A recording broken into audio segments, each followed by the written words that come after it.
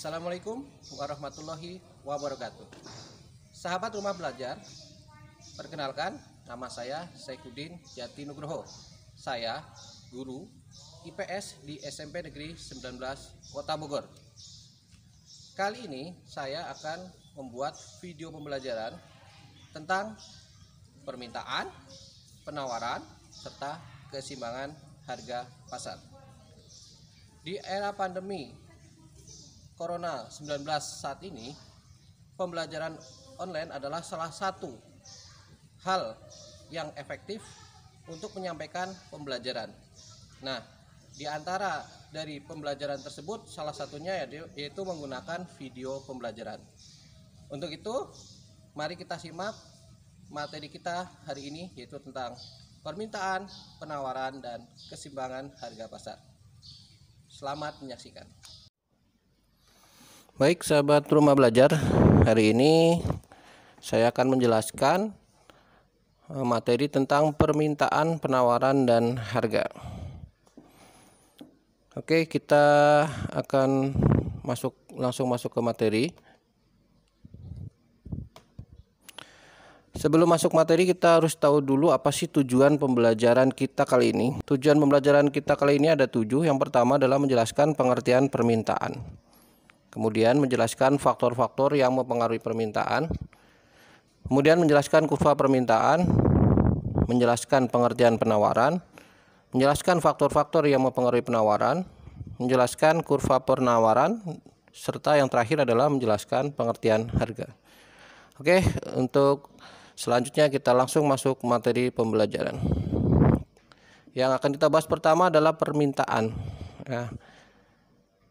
Sahabat Rumah Belajar, bisa dilihat di sini ada gambar sebuah pasar tradisional. Di situ ada pembeli, ada penjual, juga ada barang dagangan.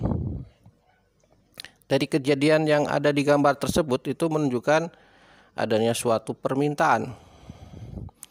Nah, permintaan itu sendiri artinya adalah berbagai jumlah barang dan jasa yang diminta pada berbagai tingkat harga pada waktu dan tempat tertentu. Itu arti dari permintaan. Berikutnya, ada yang namanya hukum permintaan. Hukum permintaan sendiri menyebutkan bahwa apabila harga suatu barang atau jasa naik, jumlah barang atau jasa yang diminta konsumen atau QID akan berkurang. Dan sebaliknya, apabila harga suatu barang atau jasa atau P turun, maka jumlah barang atau jasa yang diminta atau QID konsumen akan bertambah dengan asumsi ceteris paribus atau tidak ada perubahan harga barang lain. Oke, kita lanjutkan. Ada faktor-faktor yang mempengaruhi permintaan suatu barang. Jadi barang itu akan dipengaruhi oleh beberapa faktor. Yang pertama adalah harga barang. Misalnya sebuah barang harganya tinggi, itu permintaan akan berkurang. Kalau harganya turun, bisa jadi permintaan akan naik. Kemudian yang kedua adalah harga barang yang berhubungan. Misalkan barang substitusi. Kita berikan contoh, misalkan antara mungkin saling menggantikan, itu misalkan kopi dengan teh gitu. Atau barang komplementer ya yang saling melengkapi. Kemudian selain itu juga ada pendapatan konsumen. Ketika konsumen memiliki pendapatan yang lumayan besar, maka permintaan terhadap barang kemungkinan juga akan menjadi besar. Selain itu juga ada selera atau taste. Jadi ketika konsumen merasa, wah ini cocok nih barangnya, pasti akan dibeli. Selain itu juga ada jumlah penduduk atau POP yang menentukan. Oke, kita lanjutkan berikutnya. Berikutnya adalah daftar permintaan barang. Ini sebagai contoh. Di sini ada harga dalam rupiah atau P, ada jumlah barang yang diminta atau QID per unit. contoh di sini ketika harga per unit harganya 60 rupiah, jumlah barang yang diminta per unitnya ada 1000 barang.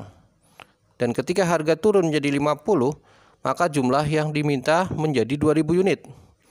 Ketika turun lagi 40, barang yang diminta makin naik lagi jadi 3000 unit. Ketika harga berkurang lagi 30, jumlah barang yang diminta pun akan kembali naik menjadi 4000. Dan terakhir ketika harga di 20 rupiah, jumlah barang yang diminta menjadi 5000. Ini ada contoh daftar permintaan barang. Nah, setelah itu kita akan membuat tabel.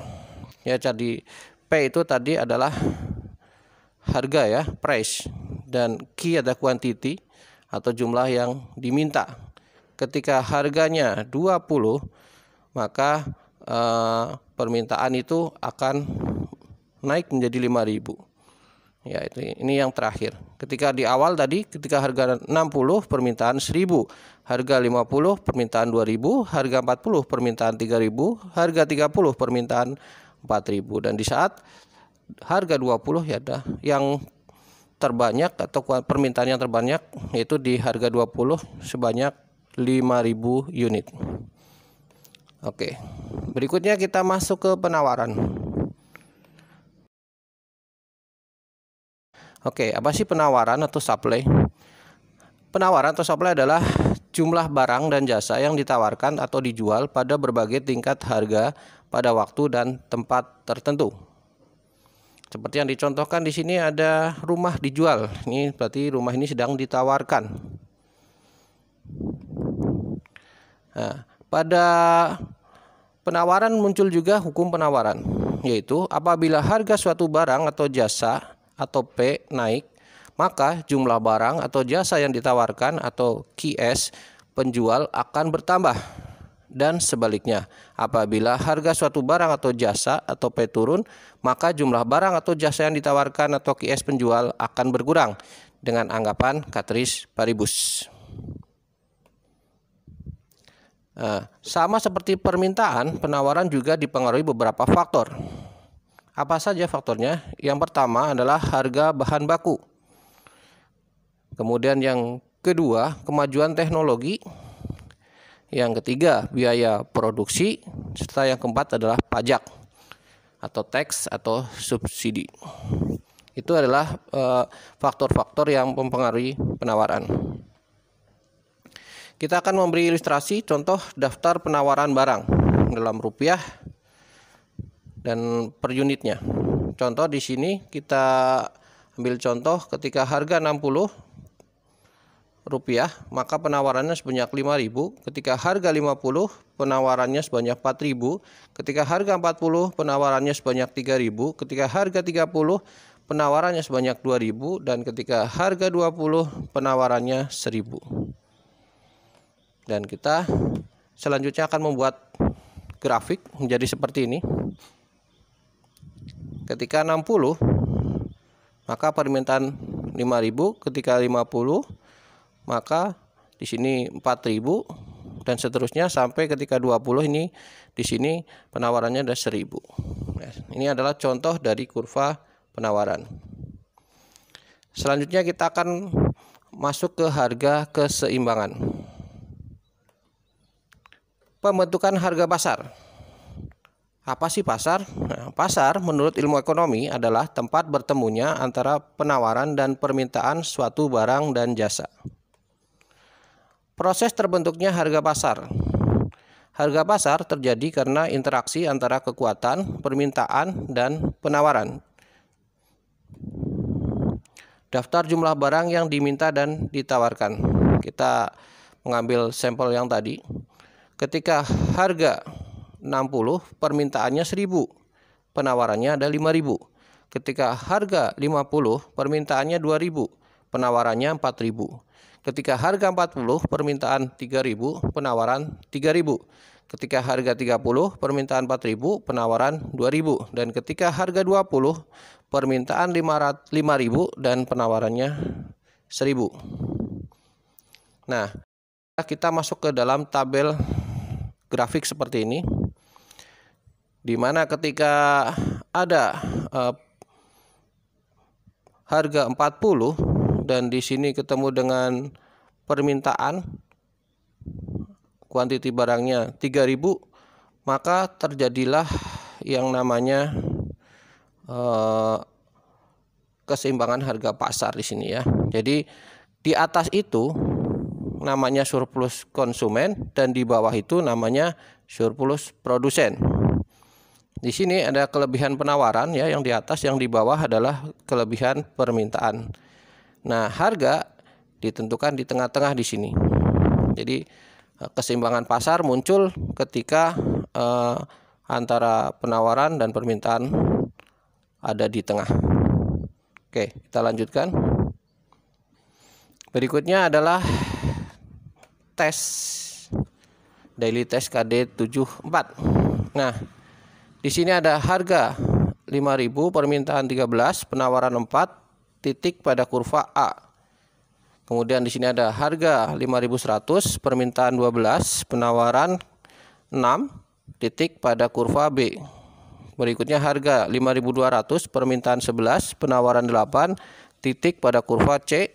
Harga 5.300, permintaan 10, penawaran 10, titik pada kurva D. Harga 5.400, permintaan 9, penawaran 12, titik pada kurva E. Harga 5.500, permintaan 8, penawaran 14, titik pada kurva F.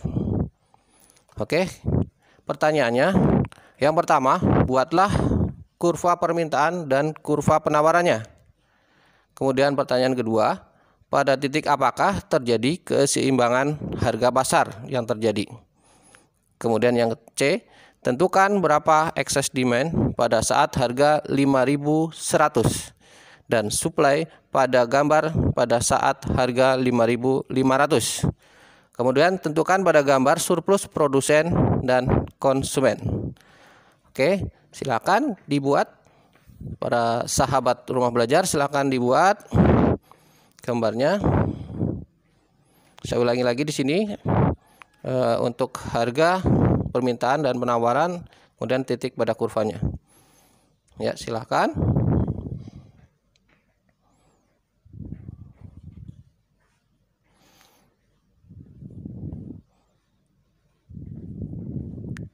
Oke, pasti bisa ya kalian ya.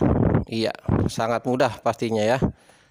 Oke, berikutnya ini ada harga, ada jumlah yang diminta, ada juga jumlah yang ditawarkan, serta ada titik pada kurva. Ketika harga 5.000, jumlah yang diminta dalam ton itu 20, jumlah yang ditawarkan 12, titik pada kurva A. Harga per kilogramnya 5.500, jumlah yang diminta 18, jumlah yang ditawarkan dalam ton 14, titik pada kurva B. Harga 6.000, jumlah yang diminta dalam ton 16, jumlah yang ditawarkan dalam ton 16, titik pada kurva C. Harga 6.500, jumlah yang diminta 14, jumlah yang ditawarkan 18, titik pada kurva D. Harga 7.000, jumlah yang diminta 12, jumlah yang ditawarkan dalam ton 20, dan titik pada kurva E.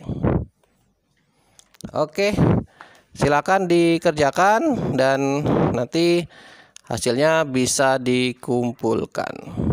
Baik, sahabat rumah belajar, demikian pertemuan kita kali ini. Sampai ketemu lagi di video pembelajaran berikutnya. Sampai jumpa. Assalamualaikum warahmatullahi wabarakatuh.